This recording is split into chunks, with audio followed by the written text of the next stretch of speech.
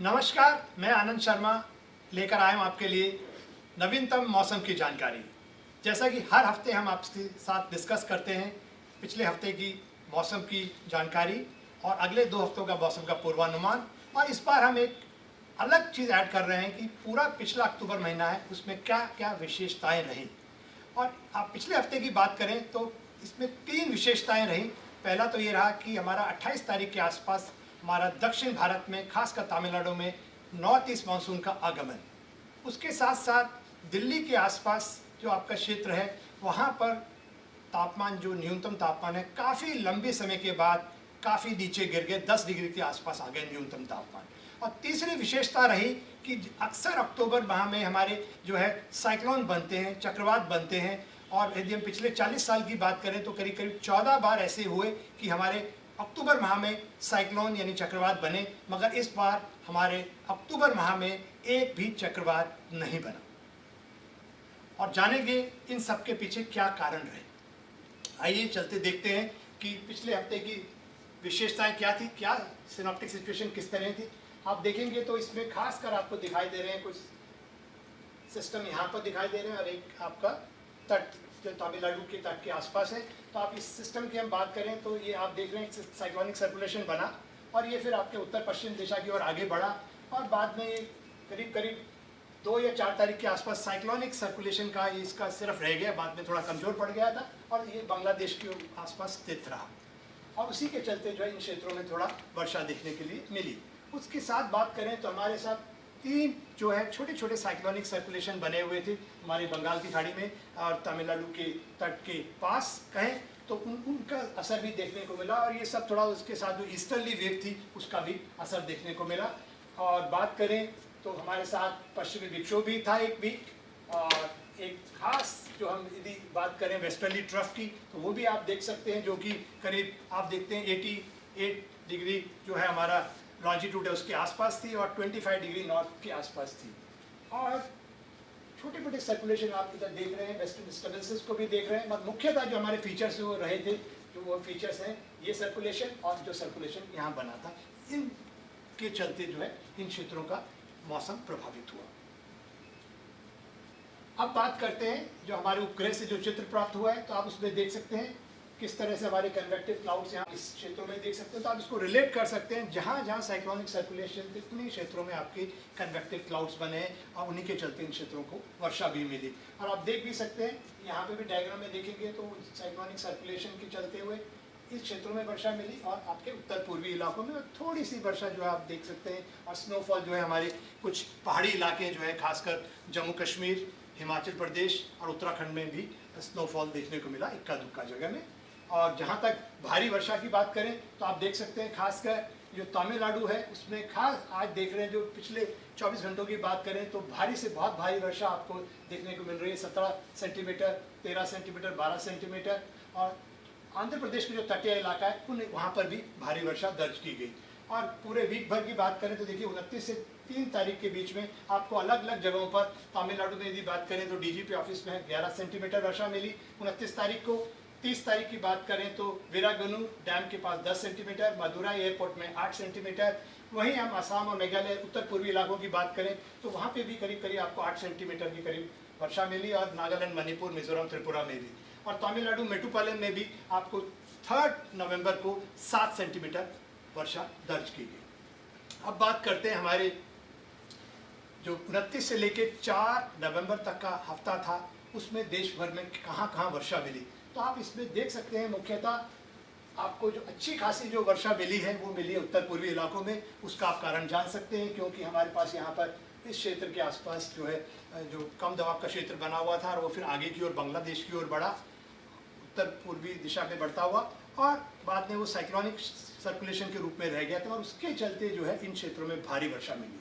वहीं बात करें बाकी के क्षेत्रों में, इवन तमिलनाडु में आप देखें कि हालांकि आपके पास साइक्लोनिक सर्कुलेशन 3 साइक्लोनिक सर्कुलेशन के आसपास बने हुए थे इन इलाकों पे, मगर ये फिर भी इतने स्ट्रॉन्ग नहीं थे कि ये इस क्षेत्र को पर्याप्त मात्रा में वर्षा दे सकते थे। हालांकि मानसून का ऑनसेट भी हो गया, मगर इस बार जो ऑनसेट हुआ वो वीक ऑनसेट रहा, और उसका मुख्य कारण यह है कि जब जब ला नीना होता है उन सालों में हमारा जो है उत्तर पूर्वी मानसून में वर्षा सामान्य से कम रहती है। तो इस वीक में आप देखें तो हमारा उत्तर पूर्वी मानसून है उसने तमिलनाडु को ज़रूर हिट किया, मगर वो थोड़ा सा वीक रहा। और बाकी के क्षेत्रों में भी आप देख रहे हैं तो कुछ ज़्यादा वर्षा दिखाई नहीं दे रही है। सिर्फ हम हिमाचल प्रदेश में थोड़ा आप देख सकते हैं जहाँ ब्लू कलर दिखाया वहाँ जहाँ सामान्य से ज़्यादा वर्षा मिली। और यदि वीक की बात करें तो आप देखेंगे कि 29 से लेकर 4 नवंबर के बीच में सामान्यतः हमें जो वर्षा मिलनी चाहिए वो 8 मिलीमीटर के लगभग होती है, और इस बार जो हमको मिली वो 11 मिलीमीटर के करीब मिली, यानी कि सामान्य से 33% ज़्यादा।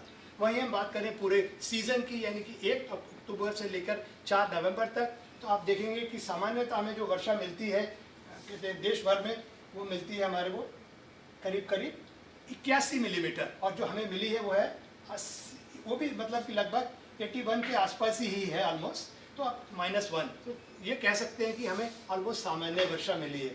और यदि रीजन वाइज बात करें तो आप देखेंगे कंट्री एज ए होल में मुख्यतः जो आपको वर्षा मिली है वो आपका सेंट्रल इंडिया में है, और साउथ पेनिनसुला में भी सिचुएशन ठीक ठाक है, बाकी उत्तर पूर्वी इलाकों में भी ठीक है। सिर्फ आपके उत्तर पश्चिम भारत में वर्षा पूरे यदि 1 अक्टूबर से लेकर हम बात करें 4 नवंबर तक की। वहीं जो वीक की बात करें तो आप देखेंगे ज़्यादातर क्षेत्रों में सिर्फ आप उत्तर पूर्वी इलाकों को छोड़ दीजिए जिसको डायरेक्ट ब्लू में दिखाया गया है, वहाँ जो है आपको सामान्य से ज़्यादा वर्षा है, बाकी सभी जगह सामान्य से कम वर्षा मिली। अब बात करते हैं आज की सिनॉप्टिक सिचुएशन की, तो आप पाएंगे कि जो मेन फीचर आपको दिख रहा है एक साइक्लोनिक सर्कुलेशन हमारे पास मिला हुआ है, बिल्कुल आप उसको देख सकते हैं, गल्फ ऑफ मन्नार के आसपास बना हुआ है, और उसके साथ साथ एक ट्रफ दिख रही है आपको, ट्रफ इन वेस्टर्ली जो 88 डिग्री लॉन्जिट्यूड और 25 डिग्री नॉर्थ के नॉर्थ में है, हालांकि बहुत ज़्यादा इफेक्टिव नहीं है ये। और साथ आप एक ट्रफ यहाँ पे भी कर्नाटका, कोस्टल कर्नाटका के से भी देख रहे हैं, तो हालांकि ये फीचर दिखाई दे रहे हैं मगर कोई इंपॉर्टेंट फीचर नहीं है आज की डेट में। यदि सिनॉप्टिक सिचुएशन बात करें तो कोई स्ट्रॉन्ग सिनॉप्टिक फीचर नहीं है ऐसा जो कि आपको झमाझम बारिश दे सकता है, तो यानी कि आपकी जो वर्षा होने वाली है कोई बहुत ज़्यादा वर्षा नहीं मिलने वाली है आने वाले दिनों में।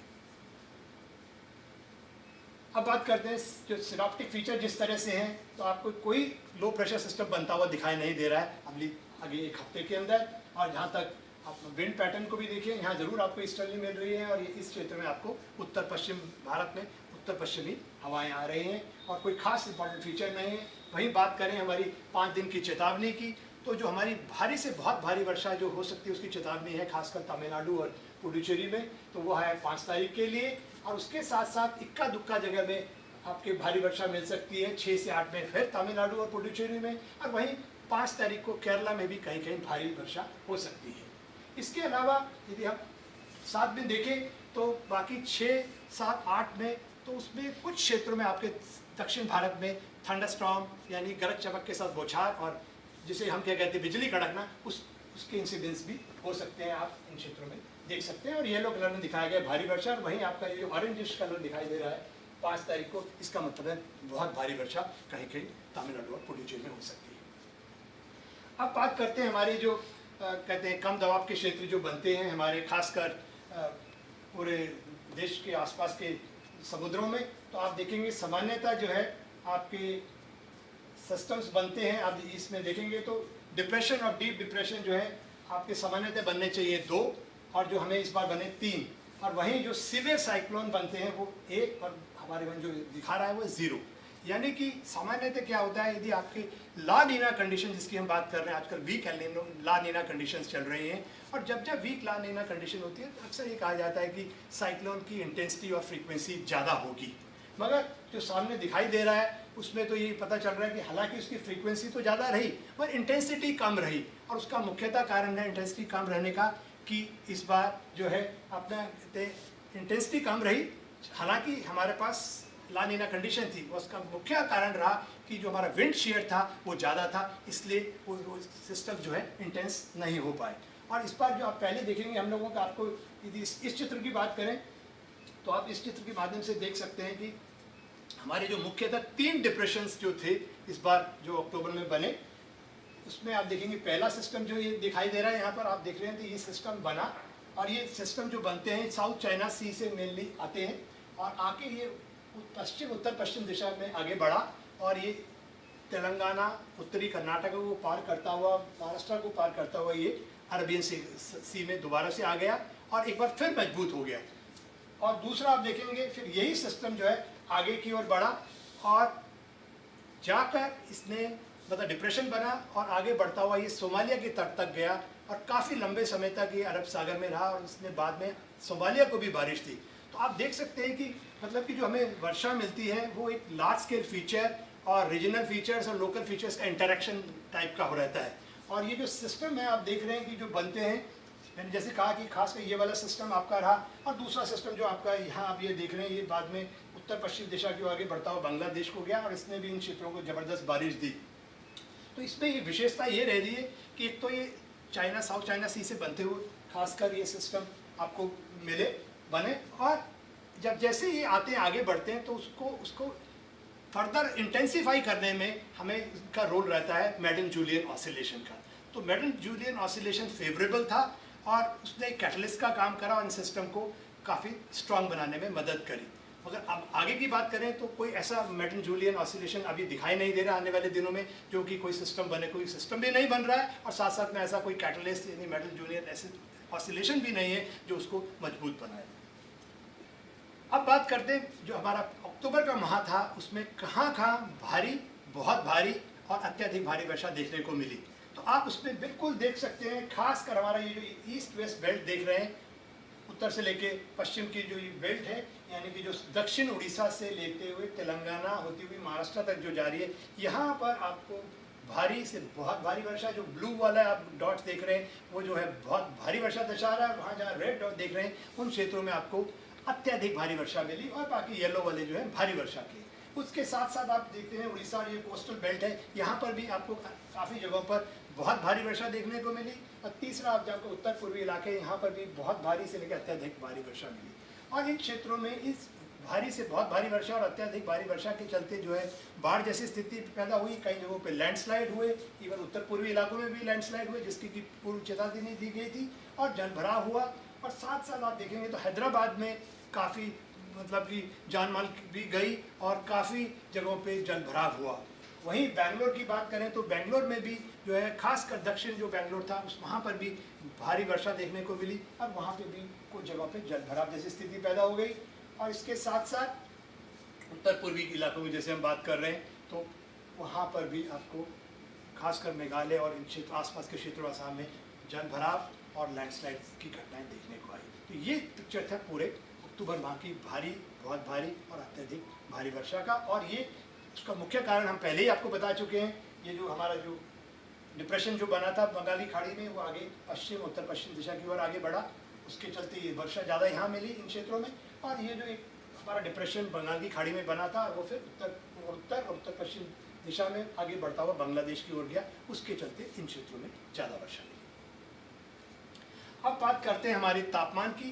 तो जैसा कि आप इस खासकर इस डायग्राम की हम बात करेंगे तो इसमें आप देख सकते हैं जो गाढ़ा हरा जिन क्षेत्रों में दिखाई दे रहा है, दिल्ली और उसके आसपास जो हरियाणा और पंजाब का हिस्सा और थोड़ा राजस्थान का हिस्सा और यहाँ पे जम्मू कश्मीर में, इन क्षेत्रों में तापमान जो है काफ़ी सामान्य से काफ़ी कम रहे। और ये काफ़ी लंबे समय के पास दिल्ली में जो है तापमान जो है लगता ऑलमोस्ट जो है करीब करीब 50 साल के बाद इस तरह को देखने को आया कि तापमान ऑलमोस्ट 10 डिग्री के आसपास पहुंच गया था। इसका भी लोग थोड़ा सा उसको रिलेट करने की कोशिश कर रहे हैं कि इस साल ला नीना है और ये भी देखा गया कि जिस साल ला नीना हो तो थोड़ा सा विंटर थोड़ा सीवियर रहता है। मगर ये सिर्फ एक ही फैक्टर नहीं है जो इन्फ्लुएंस करता है, और कई अन्य फैक्टर्स भी हैं।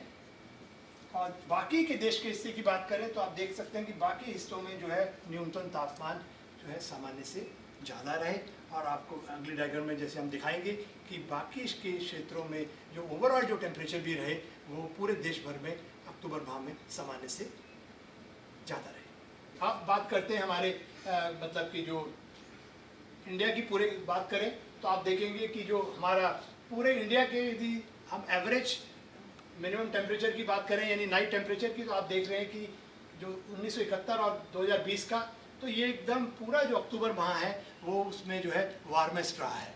तो एक तरह से आप देखें काफ़ी लंबे समय के बाद आपको मतलब कि जो है ये वार्मेस्ट एवरेज टेम्परेचर देखने को मिले। और वहीं हम दिल्ली की बात करें तो दिल्ली में आप देख रहे हैं कि आपको काफ़ी तापमान जो है सामान्य से एवरेज जो तापमान लें हम उस काफ़ी लंबे समय का, यानी कि 62 के बाद जो है आपको ऐसा देखने को मिला है, इस तरह के न्यूनतम तापमान।